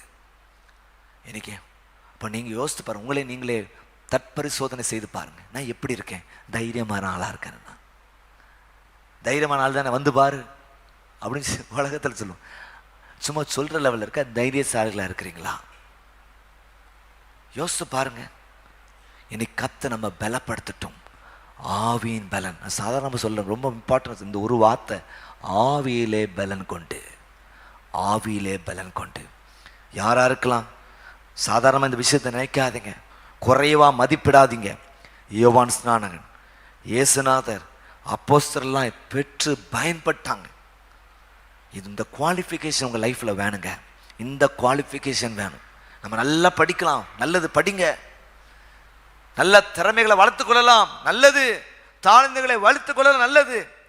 ஆனா எது ரொம்ப அவசியம்னா இந்த ஆவி நிறைவு அவசியம். சொல்லுங்க அல்லேலூயா. பாருங்க, தாவீது ஒரு ஆவி நிறைவை பெற்றுக்கொள்றான் பாருங்க. வேறு மனுஷன் அவன் மாறினான் சொல்லப்பட்டிருக்கு. சவுலுக்கு பிசாசெல்லாம் வரும் பொழுது இவன் வந்து என்ன செய்வான், இந்த ஹார்ப் எடுத்து வாசிக்க சுரமண்டலத்தை வாசிக்கும் பொழுது சவுல்ல இருந்த ஆவி அவனை விட்டு வெளியே போனதாக வேதம் சொல்லு. தைரியமா நிற்கிறான். திடீர்னு ஈட்டியை தூக்கி கூட எறிவான். ஆனா நம்மளாம் என்ன செஞ்சிருப்போம், இதுவே வேண்டாம்ப்பா அப்படின்னு தைரியமா இருந்தான். தப்பிக்கத்தக்கதான வழியை கர்த்தர் கொடுத்தார். சொல்லுங்க அல்லேலூயா. அதான் சொல்றேன், இந்த ஆவி நிறைவு உங்களுக்கு வேணாம்ப்பா. கர்த்தர் உங்களுக்கு அந்த ஆவி நிறைவாய் தருவார். சொல்லிக்கிட்டே இருக்கலாம் பாருங்க. அப்ப பாருங்க, இந்த தைரியம் எதற்கு எப்படி வந்துச்சு? சுவிசேஷத்தை அறிவிக்கிறதற்காக வந்தது. கிறிஸ்துவுக்காக மரிக்கவும் நாங்க ரெடி. என்னது, கிறிஸ்துவுக்காக மரிக்கவும் நான் ரெடி அப்படின்னு சொல்ற அளவுக்கு ஒரு தைரியம் வந்துச்சு. கிறிஸ்து எனக்கு ஜீவன், சாவு எனக்கு ஆதாயம் சொல்ற தைரியம் வந்துச்சு. எப்படி வந்துச்சுன்னா இந்த ஆவி நிறைவு. சொல்லுங்க அல்லேலூயா. நீங்க 7ஆம் அதிகாரம் 55ஆம் வசனத்தை நீங்க வாசித்து பார்க்க முடியும். 7ஆம் அதிகாரம் 55ஆம் வசனத்தை வாசித்து பார்க்க முடியும். அங்க சொல்லப்பட்டிருக்கிறது, அவன் பரிசுத்த ஆவியினால் நிறைந்தவனாய் வானத்தை அண்ணாந்து பார்த்து தேவனுடைய மகிமையும் தேவனுடைய வலது பார்சத்தில் இயேசுவான் நிற்கிறதையும் கண்டு. ஸ்தேவனை குறித்து சொல்ல பாருங்க. என்னது, கல்லெறிய போறாங்க, மரிக்கும் ரெடி அப்படின்னு சொல்லி எப்படி இருக்கிறாரு, சிங்கம் மாதிரி தைரியமா இருக்கிறார். கல்லெறியா எரியப்போ. பரிசுத்தாவில் நிறைந்தவன வானத்தை அண்ணாந்து பார்த்து தேவனுடைய மகிமையும் தேவனுடைய வலது பார்சத்தில் இயேசுவான் நிற்கிறதையும் பார்க்கிறான். எரியப்பா, அவர் எனக்கு முன்னால தெரிகிறார். நீ கள்ளதனை எரி. இரத்த சாட்சியாய் மரித்தான். தைரியமா இதை எதிர்கொண்டான். அது எப்படி வந்துச்சு? பரிசுத்தாவின் நிறைவினால் வந்துச்சு. இன்னைக்கு லேசா துண்டகானம் துணியகானம் ஓடுற ஆள் கூட்டத்தில் இருக்கிறோம். ஓடி ஒளிஞ்சு கொள்ற ஒரு நிலைகளில் இருக்கிறோம். இல்லைங்க, இன்னைக்கு தைரியமாய் ஃபேஸ் பண்ண. இன்னைக்கு காலைல பிரசங்கம் பண்ணும் பொழுது எஸ்தர் புத்தகத்தில் சிலுவையின் பிரசங்கம் பண்ணார். அதில் ஒரு பாயிண்ட் ரொம்ப பிடிச்சிருந்து. என்னன்னா, அந்தரங்கத்தில் செய்ய வேண்டியது அந்தரங்கத்தில் செய்யுங்க. மறைமுகமாக ஜெபம் பண்ணாங்க. சொல்லுங்க அல்லேலூயா. அப்போ மறைமுகமாக ஜெபம் பண்ணாங்க. இந்த ஆன்லைனும் கிடையாது, ஆஃப்லைனில் உட்காந்து ஜெபம் பண்ணணும். அது ரொம்ப முக்கியமாக இருந்துச்சு. 2வது விஷயம் பாருங்க, இந்த மொர்தெக்காய் தான் யார் என்பதை மறைச்சு வைக்கல, தைரியமா சொன்னான். யார்கிட்ட மறைச்சு வைக்கல. நான் யார் தெரியுமா, பேதுரு மாதிரி சபிக்கவும் சத்தியம் பண்ணல. நான் யாரு, நான் இவன் தான் யா, தைரியமா சொன்னான். இது காரணம் என்னன்னா, இந்த ஆவியின் நிறைவுங்கிறத மறந்துடாதீங்க. அப்போ உங்களுக்குள்ள இந்த ஆவியின் பலப்படுகிற அனுபவம் உங்களுக்கு ஒரு தைரியத்தை கொடுக்கும். எத்தனை பேர் நான் சொல்றது புரியுது? பின்னால் நான் பேசுற கரெக்டாக கிளியரா கேட்குதா? அந்த ஆவின் நிறைவு, அந்த ஆவின் பலன் கொள்கிற அனுபவமானது உங்களுக்கு தைரியத்தை, எந்த சூழ்நிலையை ஃபேஸ் பண்றதுக்கு ஒரு தைரியத்தை உங்களுக்கு கொடுக்கு. 2வதாக நிறைய வசனங்கள் இருக்கு, ஆனாலும் சொல்றேன். 2வது என்ன சொன்னேன்? அதிசயம்னு சொன்னேன். நீங்கள் வேதத்தை வாசித்து பாருங்க. மத்தேயு 12ஆம் அதிகாரம் நீங்க 31ஆம் வசனத்தை நீங்க வாசித்து பார்க்கணும். மத்தேயு 12:28 வாசித்து பார்க்கும்பொழுது, Matthew chapter 12 and verse 28, நான் தேவனுடைய ஆவியினாலே பிசாசுகளை துரத்துகிறபடினால் தேவனுடைய ராஜ்யம் உங்களிடத்திலே வந்திருக்கிறது. என்ன சொல்றாரு அப்படின்னா, 2வதாக அற்புதங்கள் அடையாளங்கள் நிறைய நடக்குதுன்னு சொல்லிப்பார். இந்த ஆவி நிறைவினால என்ன வருது? அற்புதங்கள் அடையாளம் நடக்கு. நீங்க வரங்களை குறித்து பேசும் பொழுது கூட சொல்ற, என்னது, அற்புதங்களை செய்கிற சக்தி, பிசாசுகளை துரத்துகிற வரம் சொல்லப்பட்டிருக்கா இல்லையா? ஆவின் வரங்கள் 9 வரங்களை குறித்து பேசும் பொழுது 1 கொரிந்தியர் 14ஆம் அதிகாரத்திலேயே சொல்லப்பட்டிருக்கிறது. அன்னது ஞானத்தை போதிக்கும் வரம், அறிவை உணர்த்தும் வரம், பாஷைகளை பேசுகிறவன் பாஷைகளை வியாக்கியானம் பண்ணுகிற வரம், விசுவாச வரம், பிசாசுகளை துரத்துகிற வரம், இப்படி சொல்லி ஒரு லிஸ்டே சொல்லப்பட்டிருக்கு. அப்போ இந்த பரிசுத்த ஆவியானவர் என்ன செய்யறாருன்னா, உங்களை அதிசயமா மாற்றாரு. கரங்களை வைத்து அழைச்சுங்க. நீங்க எங்க போறீங்களோ அங்க விடுதலை, நீங்க எங்க போகிறோம் அங்க வெற்றி, எங்க போறீங்களோ அங்க மாற்றம் எல்லாம் காரணம் என்னன்னா, இந்த ஆவியில் பலன் கொள்கிற நிலை. நிறைய நேரத்துல பிசாசுடைய தந்திரம் பாருங்க, ஜோமனை விடாதபடிக்கு எக்கச்சக்கமான பிரஷர் உங்களுக்கு கொண்டு வரும். ஜனங்கள் வருவாங்க, உங்கள்கிட்ட பேச வேண்டி இருக்கும், உங்களுக்குன்னு நீங்க செய்ய வேண்டிய வேலைகள் ஏராளமா இருக்கும். சோத்திரம், பயங்கர ஸ்ட்ரெஸ்ஃபுல்லான ஹெக்டிக்கான ஒரு சூழ்நிலையை மாற்றி சோத்திரம் என்ன பண்ணுவானா, நம்ம சாக்ரிஃபைஸ் பண்றதே என்ன அப்படின்னா, நான் லைஃப்ல அப்படிதான் பண்ணிருக்கேன். நான் சாக்ரிஃபைஸ் பண்ணதே என்ன அப்படின்னா, எனக்கான விஷயங்கள். அது மாத்திரம் இல்லை, இந்த தேவ சமூகத்தில் காத்திருக்கிற விஷயத்தை சாக்ரிஃபைஸ் பண்ணியிருக்கேன். முடிச்சு ஹெக்டிக்கா இருக்கும், அடுத்த நாள் காலையில கிருபையாரன பிரசங்கம் பண்ண வேண்டியிருக்கும், எல்லாமே இருக்கும். இதில் நம்ம சாக்ரிஃபைஸ் பண்ணுறது என்ன அப்படின்னா, காலையில் எனது எழும்பாம விட்டுருவோமோ? பாஸ்டர் இருந்த காலத்தில் காலையில் அதிகாலை ஜெபத்தை பார்த்துக்கிட்டாங்க. இப்போ நம்ம எழும்பாம விட்டா என்ன செய்வோம்னா ஒரு ப்ரெஷர் வந்தோடனே சரி தூங்கிடலாம், ஜோம்னிக்கலாம். அப்படி வந்தோடனே நம்ம அப்படி கொஞ்ச நாளைக்கு வண்டி ஓடும் பாருங்க. அதுக்கு பிறகு என்ன ஆயிரும்னா வெறும் காற்று மட்டும்தான் வரும், ஒன்றும் வராது, புஷ்ஷுன்னு ஆயிரும், ஒரு கிரியே கிடையாது. ஆனா இங்க சொல்லப்பட்டிருக்கிறது தேவனுடைய ஆவியினாலே பிசாசுகளை துரத்துகிறபடினால். நீங்க ஜோமனா பிசாசு போகணும் எத்தனை பேர் விசுவாசிக்கிறீங்க? பார்த்தீங்களா? எல்லாரும் சந்தேகம் இருக்கு. இந்த ஆவி நிறைவை நீங்க பெற்றுட்டுன்னு சொல்லுவீங்க, நிச்சயமா போகும். சொல்லுங்க அல்லேலூயா. விசுவாசிக்கிறவங்களா நடக்கிற அடையாளங்கள் கர்த்தர் உங்க வீட்டுல உங்களை தான் ஆசாரியர்களை வச்சிருக்கிறாரு. நீங்க ஜெபம் பண்ணும் பொழுது கர்த்தர் நிச்சயமா ஒரு விடுதலையை நிச்சயமா தருவார். பாருங்க, இன்னொரு வசனத்தை வாசிக்க விரும்புறேன். அப்போஸ்தலர் 10ஆம் அதிகாரம் 38ஆம் வசனத்தை நீங்க வாசித்து பாருங்க. Acts chapter 10 and verse 38. நசரேயனாகிய இயேசுவை தேவன் பரிசுத்த ஆவியினாலும் வல்லமையினாலும் அபிஷேகம் பண்ணினார். தேவன் அவருடைய கூட இருந்தபடினால் அவர் நன்மை செய்கிறவராயும் பிசாசின் வல்லமையில் அகப்பட்ட யாவரையும் குணமாக்குறவராயும் சுட்டித்தன். அப்ப ரெண்டாவது சொல்ல வரேன், நீங்க ஆண்டவருக்காக பயன்பட ஆரம்பிக்கிறீங்க. உங்க மூலமா அதிசயங்கள் நடக்கும், உங்க மூலமா அற்புதங்கள் நடக்கும், உங்க மூலமா கிரியைகள் நடக்கும். இந்த ஆவி நிறைப்ப நீங்க பயன்படுகிற ஒரு பாத்திரமா மாறிடுவீங்க. உங்களாம என்னை மாதிரி இருக்கிற ஆட்கள் தானே பெரிய பெரிய அற்புதங்களை செஞ்சாங்க. எலியாவின் தேவன், எலிசாவின் தேவன் சொல்றோமே, ஆண்டவர் அவர்கள் மூலமாய் மகிமைப்பட்டாரே, உங்கள் மூலமாகவும் கர்த்தர் மகிமைப்படுவார். எத்தனை பேர் நம்புறீங்க? சொல்லுங்க அல்லேலூயா. இதுதான் உங்களுக்கு ஆவியின் நிறைவு வேணும். கரங்களை கணவன் மனைவியா இருக்குன்னா நல்ல கரங்களை கோர்த்து ஆவியில் நிறைந்து ஜெபம் பண்ணுங்க. ஆண்டவரை எங்களை பலப்படுத்துங்க, இந்த ஆவியில பலனை தாங்க, ஆவியில ஒரு பலனை தாங்க. எங்களை ஹேண்டில் பண்ற ரொம்ப கஷ்டமா இருக்கு, நீர் எங்களுக்கு உதவி செய்ய, எங்களுக்கு ஒரு ஆவியில பலனை தாங்கன்னு சொல்லி ஜெபம் பண்ணி பாருங்க.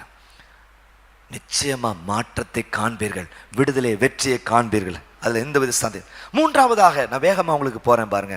மூன்றாவதாக நான் சொல்ல வர்ற காரியம் என்ன அப்படின்னா சத்தியம்னு சொல்றேன்.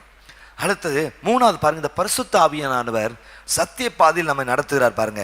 லூக்கான சுவிசேஷம் 1ஆம் அதிகாரம் 67ஆம் வசனத்தை வாசித்து பாருங்க. Look chapter 1 and verse 67. அவனுடைய தகப்பனாகிய சகரியா பரிசுத்த ஆவியினால் நிரப்பப்பட்டு தீர்க்க தரிசனமாக. நல்ல கவனிங்க, இந்த ஆவி நிறைவை நீங்க பெற்றுக்கொள்ளும் பொழுது நடக்கிற ஒரு விஷயம் என்ன அப்படின்னா நீங்க சத்தியத்தை பேச ஆரம்பிக்கிறீங்க. ஒரு ஆமென் சொல்லுங்க பாப்போம். இந்த பரிசுத்த ஆவி நிரப்பட்ட பிறகு நீங்க தீர்க்கதரிசனமானன்னு சொல்லி ஒரு லிஸ்டே பேசுவான். இதை பேசும்பொழுது நீங்க என்ன பேசுறான்னு சொல்லி பார்த்தா அவன் சத்தியத்தை பேசுற ஒரு மனுஷனா மாறிடுறான். அல்லேலூயா சொல்லுங்க அல்லேலூயா. அவன் சத்தமா பேச ஆரம்பிக்கிறது குறித்து பார்க்கிறோம். தொடர்ந்து இன்னொரு வசனம் 2 பேதுருவின் புத்தகம் 1ஆம் அதிகாரம் 21ஆம் வசனத்தை வாசித்து பாருங்கள். 2 பேதுரு 1:21 நீங்கள் வாசித்து பாருங்கள். சொல்லப்பட்டிருக்கிறது பாருங்க, தீர்க்கதரிசனமானது ஒரு காலத்தில் மனுஷருடைய சித்தத்தினால் உண்டாகவில்லை, தேவனுடைய பரிசுத்த மனிதர்கள் பரிசுத்த ஆவியினாலே ஏவப்பட்டு பேசினார். அப்ப நான் சொல்ல வர்றேன், நான் சொல்ல கேட்சியான வேர்டு தான் சொல்றேன், ஆனால் அந்த கான்செப்ட் புரிஞ்சுக்கோங்க. நீங்க ஆவி நிறைவை பெற்றுக்கொள்ளும் பொழுது நீங்க பேசுகிறது சத்தியமாய் மாறும், நீங்க பாடுறது சத்தியமா மாறும், நீங்க சொல்ற ஆலோசனைகள் சத்தியமா மாறும். ஏன்னா நீங்க தேவனுடைய வார்த்தையை பேசுறீங்க. நமக்கு எல்லாம் தெரிஞ்ச வசனம் தான். 2 தீமோத்தேயுவின் புத்தகம் 3ஆம் அதிகாரம் 15, 16 ஆகிய வசனங்களை வாசித்து பார்க்கும் பொழுது கர்த்தருடைய வார்த்தையை குறித்து சொல்லப்பட்டு பரிசுத்த ஆவியானவர் கர்த்தருடைய வார்த்தைக்கு இருக்கிற தொடர்பு கிறிஸ்து இயேசுவை பற்றி விசுவாசத்தினாலே உன்னை ரட்சிப்புக்கேற்ற ஞானம் உள்ளவனாக்கத்தக்க பரிசுத்த வேத எழுத்துக்களை நீ சிறு வயது முதல் அறிந்தவன் என்று உனக்கு தெரியும். அடுத்த வசனத்தை வாசித்து பார்க்கும் பொழுது வேத வாக்கியங்கள் எல்லாம் தேவ ஆவியினால் அருளப்பட்டிருக்கிறது, தேவனுடைய மனுஷன் தேர்ந்தவனாகும் எந்த நற்கிரியம் செய்ய தகுதி உள்ளவனாக இருக்கும்படியாக அவர் உபதேசத்துக்கும் கடிந்து கொள்ளுதலுக்கும் சீர்திருத்தலுக்கும் நீதியை படிப்பிக்குதலுக்கும் மிக மிக பிரயோஜனமா இருக்கு. பாருங்க, நீங்க சத்தியத்தை பேசுறவங்களும் உங்க வாண்டோடைய வார்த்தை தான் வரும் பாருங்க. உங்க வாயை திறந்தா என்ன வரும்? கர்த்தருடைய வார்த்தை வருங்க. கர்த்தரெல்லாம் பார்த்துக்கிடுவார். கர்த்தர் நம்மோடு இருந்தால் நம்ம எளிதா ஜெயிக்கலாம். அன்றைக்கு தாவீதுக்கு ஒரு ஜெயத்தை தந்தவர் நமக்கும் ஜெயத்தை தருவார். அன்றைக்கு மோசேக்கு ஒரு ஜெயத்தை தந்தவர் நமக்கும் ஜெயத்தை தருவார். அன்றைக்கு ஸ்தோத்திரம் கிதியோனுக்கு ஒரு ஜெயத்தை தந்தவர் நமக்கு ஜெயத்தை தருவார். அப்படி நம்ம சத்தியத்தை பேசுறவங்களா மாறுவோம். நிறைய புதிய ஏற்பாட்டில் பாருங்க, பாட்டு பாடும் பொழுது அவங்க பழைய ஏற்பாட்டில் இருக்கிற சத்தியத்தை அவங்க பேசுறாங்க, பழைய ஏற்பாட்டில் இருக்கிற விஷயங்களை கோட் பண்ணி பேசுறாங்க. ஏசாயால இருக்க அநேக பகுதியில் கோட் பண்றாங்க, சங்கீதத்தில் அநேக பகுதியில் அவங்க கோட் பண்ணி பேசுறது குறித்து பார்க்கிறோம். நம்ம ஒப்பு கொடுப்போம், ஆண்டவரே என் வாய் உங்களுடைய நீதி அறிவிக்க கிருபை தரும். கடைசி இன்னும் இதுல ஒரு சில வசனங்களை சொன்னா நல்லா இருக்கும்னு நினைக்கிறேன். எபேசியர் 5ஆம் அதிகாரம் 18, 19 ஆகிய வசனங்களை வாசித்தோம். எஃபீசியன்ஸ் சாப்டர் 5 verses 18 and 19 பாருங்க. துன்மார்க்கத்துக்கு ஏதுவான மதுபான வெறிக்கொள்ளாம் ஆவிலே நிறைந்து, அப்புறம் சங்கீதங்களினாலும் கீர்த்தனைகளாலும் ஞானப்பாட்டின் ஒருவருக்கு ஒரு புத்தி சொல்லிக்கொண்டு உங்கள் இதயத்தில் கர்த்தரை பாடி கீர்த்தனம் பண்ணி பாருங்க. நம்முடைய கர்த்தராகிய இயேசு கிறிஸ்து நாமத்தினாலே எப்பொழுதும் எல்லாவற்றுக்காகவும் பிதாவாகிய தேவனை என்ன செய்யுங்க, ஸ்தோத்திரிங்க. ஆவில் நிறைந்து சங்கீதங்கள், கீர்த்தனைகள், ஞான பாட்டுகள், என்ன பாருங்க இவ்வளவு பெரிய ஆசீர்வாதம். சத்தியம் உங்க வாயிலிருந்து வெளிப்பட ஆரம்பிக்குது. அதனால நீங்க இன்னைக்கு வீட்டுக்கு போனோடனே இந்த வாரத்தை நீங்க செய்ய வேண்டியது, நல்ல ஆவியில பலன் கொள்ளுங்க. உங்க சரீரத்தை ஜெயிங்க, உங்க சூழ்நிலைகளை ஜெயிங்க, சாத்தானை ஜெயிங்க. ஆமென். எல்லா பலவீனங்களையும் ஜெயிங்க, மனுஷருடைய தந்திரங்களை ஜெயிங்க. மனுஷருடைய தந்திரங்கள் பெரிய சவால். நீங்கள் ஞானமா தப்புறதுக்கு இந்த ஆவியின் பலன் மிக அவசியம். ஆண்டவரை சார்ந்து கொள்ளுங்க, அல்லது தேவனோடு தேவனுக்காக அல்லது எக்ஸ்க்ளூசிவா அவரோடு கூட நேரத்தை செலவழிக்கிற ஒரு அனுபவம் வருவதாக. ஆண்டவரே எனக்கு உதவி செய்யும் சொல்லி கேளுங்க. 4ஆவதாக கடைசி அவன் சொல்றேன் என்னன்னா பாக்கியம்னு சொல்றேன். என்ன பாக்கியம் கர்த்தர் நமக்கு தர்றாரு? இந்த பரிசுத்தாவின் நிறைவு நமக்கு என்ன எப்படிப்பட்ட பாக்கியம் தருகிறது? 1 கொரிந்தியர் புத்தகம் 6ஆம் அதிகாரம் 11ஆம் வசனத்தை இங்கு வாசித்து பாருங்க. 1 கொரிந்தியர் சாப்டர் 6 and verse 11. உங்களில் சிலர் இப்படிப்பட்டவர்களா இருந்தீர்கள், ஆயினும் கர்த்தராகிய இயேசு கிறிஸ்துவின் நாமத்தினால், நல்ல கவனிங்க, நம்முடைய தேவனுடைய ஆவியினால் கழுவப்பட்டீர்கள், பரிசுத்தமாக்கப்பட்டீர்கள், நீதிமான்களாக்கப்பட்டீர்கள். கரங்களை வைத்து அழிச்சுங்க பார்ப்போம். எந்த ஆவி நிறைவு என்ன நமக்கு தந்திருக்கிறதுனா, அது பரிசுத்தவான்ங்கிற ஸ்தானம், நீதிமான்ங்கிற ஸ்தானத்தை கர்த்தர் நமக்கு தந்திருக்கிறார். இன்னும் இன்ட்ரெஸ்டிங்கா இருக்கு பாருங்க. எபேசியர் 3ஆம் அதிகாரம் 16ஆம் வசனத்தை வாசித்து பாருங்கள். எபேசியர் 3:16. நீங்கள் அவருடைய ஆவினாலே உள்ளான மனுஷரில் என்ன செய்யுங்க, வல்லமையாய் பலப்பட்டிருக்கீங்க. உள்ளான மனுஷனை பலமையாய் பலப்படுத்திருக்கீங்க. இன்னொரு வசனத்தை வாசிங்க. ரோமர் 8ஆம் அதிகாரம் 14ஆம் வசனத்தை வாசித்து பாருங்க. ரோமர் 8:14. மேலும் எவர்கள் தேவனுடைய ஆவியினாலே நடத்தப்படுகிறார்கள் அவர்கள் தேவனுடைய புத்திரர். தேவனுடைய புத்திரர் அப்படிங்கிற ஸ்தானம், ஒரு பாக்கியத்தை நீங்க பெற்றுக்கொள்றீங்க. எபேசியர் 2ஆம் அதிகாரம் 22ஆம் வசனத்தை நீங்க வாசித்து பார்க்கணும். எபேசியர் 2:22. அவர் மேல் நீங்கள் ஆவியினாலே தேவனுடைய வாசஸ்தலமாக கூட்டி கட்டப்பட்டு வருகிறீர்கள். நீங்க நான் எப்படி மாறும்? தேவனுடைய வாசஸ்தலம். இதான் சொல்றேன், நீங்க ஒரு பாக்கியத்தை இந்த ஆவியினாலே பெற்றுக்கொள்றீங்க. இது நம்ம ஆவி நிறைவு விட்டுட்டோம்னா இந்த பாக்கியத்தை நம்ம இழந்து போயிடும். ஆரம்பத்தில் நல்லா இருக்கிற மாதிரி தான் இருக்கும், ஆனால் எல்லாம் பலவீனமாக மாறி. சிம்சோன் நமக்கு ஒரு பெரிய எச்சரிப்பு பாருங்க. எப்பொழுதும் போல உதறி போட்டு விட்டு போவேன்னு நினச்சான், ஆனால் ஒரு டைமில் அவனால் முடியாமல் போயிடுச்சு. ஆரம்பத்தில் நம்ம ஜெயிக்கிறோம், ஓகே, அதனால் ஆவியில் இருக்கிறோம் அப்படின்னு நினச்சிக்கிறாதீங்க. ஆனால் அவனுக்கு இந்த ஆவியான விலகி போன பின்பதாக நடந்த விஷயம், அவனுடைய கண்கள் பிடுங்கப்பட்டது, அவனுடைய முடி சிரைக்கப்பட்டது, ஒரு மாவாட்டுகிற ஒரு நிலைக்குள்ள தள்ளப்பட்டான். அப்பதான் சொல்றேன், இந்த ஆவி நிறைவு மிக மிக நமக்கு அவசியமா இருக்கிறது, மறந்துடாதீங்க. ஸ்தோத்திரம். நீங்கள் ரோமர் 8ஆம் அதிகாரம் 11ஆம் வசனத்தை வாசித்து பார். ரோமர் சாப்டர் 8 and verse 11. அன்றியும் இயேசுவை மரித்தோலிருந்து எழுப்பினவருடைய ஆவி உங்களில் வாசமைந்தால், கிறிஸ்துவை மரித்தோலிருந்து எழுப்பினவர் உங்களில் வாசமாயிருக்கிற தம்முடைய ஆவினாலே சாவுக்கேதுவான உங்கள் சரீரங்களை என்ன செய்வாரா? அவர் உயிர்ப்பிப்பார். சரீரங்களை உயிர்ப்பிப்பார். எத்தனை பேர் விசுவாசிக்கிறேன்? ஆண்டவர் இதயத்தை கவிச்சுங்க, ஆண்டவர் என் சரீரங்களை உயிர்ப்பிப்பார், பரிசுத்த ஆவியானவர் என் சரீரங்களை உயிர்ப்பிப்பார். எத்தனை பேர் அந்த விசுவாசத்தோடு கூட இருக்கிறீங்க? ஆமென். கடைசி ஒரு வசனத்தை நான் வாசித்து முடிக்க விரும்புகிறேன். அப்போஸ்தலர் 13ஆம் அதிகாரம் நீங்கள் 52ஆம் வசனத்தை நீங்கள் வாசித்து பார்க்கும்போது, அப்போஸ்தலர் 13:52, சீஷர்கள் சந்தோஷத்தினாலும் பரிசுத்தாவினாலும் நிரப்பப்பட்டான்னு சொல்லி. அப்போ இன்னைக்கு நான் உங்களுக்கு ஒரு கன்க்ளூஷனாக சொல்கிறேன். இன்னைக்கு நான் பேசுகிற காரியம் லூக்கா 2ஆம் அதிகாரம் 40ஆம் வசனம். பிள்ளை வளர்ந்து ஆவியிலே பலன் கொண்டு. அப்போ ஆவியின் பலன் கொள்ளுதல் என்றால் என்ன? கிறிஸ்துவை சார்ந்திருத்தல் அல்லது தேவனை சார்ந்திருத்தல் என்று சொல்லி பார்க்கும். தேவனோடு தேவனுக்காக அப்படின்னு எக்ஸ்க்ளூசிவா நீங்க தேவனோடு நேரத்தை செலவிக்கிறதே அது குறிக்கிறதா இருக்கிறது. இந்த ஆவியின் பலன் உங்க லைஃப்ல வரும் பொழுது 4 காரியங்கள் நீங்க பெற்றுக்கொள்ளுங்க. 1 தைரியம், 2வது அதிசயம் அல்லது என்னது அற்புதம், அல்லது 3வதாக நான் சொல்ல வர்ற காரியம் என்னது சத்தியம், 4வது பாக்கியத்தை பெற்றுக்கணும். முதலாவது நான் சொன்ன விஷயம் தைரியம்னா, சுவிசேஷத்தை நீங்க தைரியமா பேசுவீங்க, சுவிசேஷத்துக்காக ஜீவனை விடுறதுக்கு ஆயத்தமா இருப்பீங்க, அது யாரா இருந்தாலும் தைரியமா செயல்படுவீங்க. 2வதாக அற்புதம் அதிசயம் சொன்னேன். என்னன்னா உங்க மூலமாக கர்த்தர் பலத்த காரியங்களை செய்ய ஆரம்பிக்கிறார். 3வதாக சொல்ல வர்ற காரியம் சத்தியம். நீங்க உங்க வாயை திறந்து பேசும் பொழுது அது எல்லாம் தீர்க்கதரிசனமா மாறும். ஒரு ஜனங்களுடைய வாழ்க்கையில் ஒரு பெரிய மாற்றத்தை உண்டாக்கும், ஒரு கட்டவிழ்ப்பை உண்டாக்கும், ஒரு விடுதலை உண்டாக்கும். உங்க மூலமா கர்த்தர் மகிமைப்பட்டு கொண்டே இருப்பார். சொல்லுங்க அல்லேலூயா. 4வது கடைசியா நான் சொல்ற காரியம் உங்க வாழ்க்கை ஒரு பாக்கியமான வாழ்க்கையாக மாறும். சொல்லுங்க அல்லேலூயா. தேவன் தந்திருக்கிற ஆசீர்வாதங்களை நீங்க தக்க வைத்துக் கொள்கிறவர்களாக மாறுகிறீர்கள் என்பதை மறந்துடாதீங்க. இந்த 4 ஆசீர்வாதங்களை கர்த்தர் நமக்கு தருகிறார்.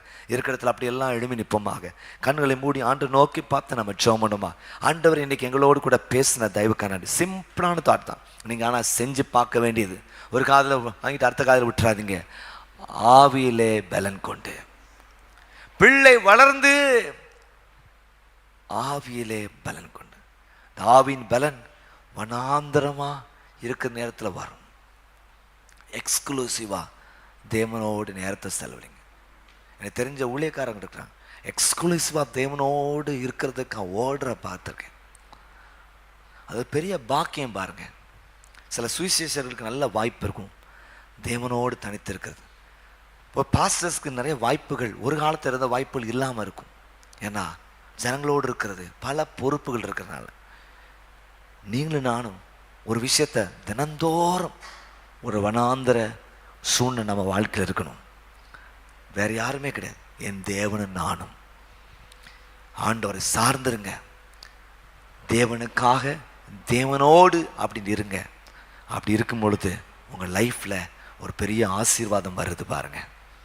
உங்கள் லைஃப்பில் தைரியம் வருது, உங்கள் லைஃப்பில் அல்லது அதிசயம் அற்புதம் வருது, உங்கள் லைஃபுக்குள்ளே என்ன வருது, சத்தியம் வருது, உங்கள் லைஃபுக்குள்ளே ஒரு பாக்கியம் உண்டாகுது. பிள்ளை வளர்ந்து ஆவிலே பலன் கொண்டு, ஆவிலே பலன் கொள்ளுகிற அனுபவத்தை குறித்து இந்த நாளில் தியானித்தோம். அவரை சார்ந்திருக்கிற வாழ்க்கை, தேவனோடு தேவனுக்காக அப்படிங்கிற ஒரு வாழ்க்கை நிச்சயமாக அது சாதிக்க முடியாத சாதிக்க வைக்கும். யோவான் ஸ்நானன் பெரிய சாட்சி, இயேசுநாதர் பெரிய சாட்சி.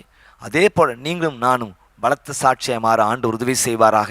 தொடர்ந்து எங்களோடு கூட இணைந்திருக்க முடியும். என்னுடைய YouTube channel join AG Tirunelveli, அதை நீங்கள் சப்ஸ்கிரைப் பண்ணி ஆல் அப்படிங்கிற பெல் ஐக்கனை கிளிக் பண்ணுங்கள். தொடர்ந்து எல்லா நோட்டிஃபிகேஷன், சிறுவர்களுக்கான எக்ஸ்க்ளூசிவான ப்ரோக்ராம், வாலிபர்களுக்கான ப்ரோக்ராம், பைபிள் ஸ்டடீஸ், ஆராதனைகள், ஜெபங்கள் இருக்குது. நிச்சயமாக உங்கள் ஆவிக்குரிய வாழ்க்கை அதன் மூலமாக பலப்படும், மகிமையடையும். நீ திருநெல்வேலியில் இருப்பீர்கள் என்றால் வேறு எந்த திருச்சபைக்கு போலனா எங்களோடு கூட இணைந்து கர்த்தரை ஆராதிக்க முடியும். உங்கள் ஜெப குறிப்புகளை எங்களுக்கு அனுப்பி வையுங்கள், நாங்களுக்காக ஜெபிக்கிறோம். உங்கள் நல்ல சாட்சிகளையும் எங்களுக்கு அனுப்பி வைக்கும்படியே கேட்கிறேன். கர்த்தருடைய கிருபை நம்மோடு நிறைவாயிருப்பதாக. ஆமென். God bless you.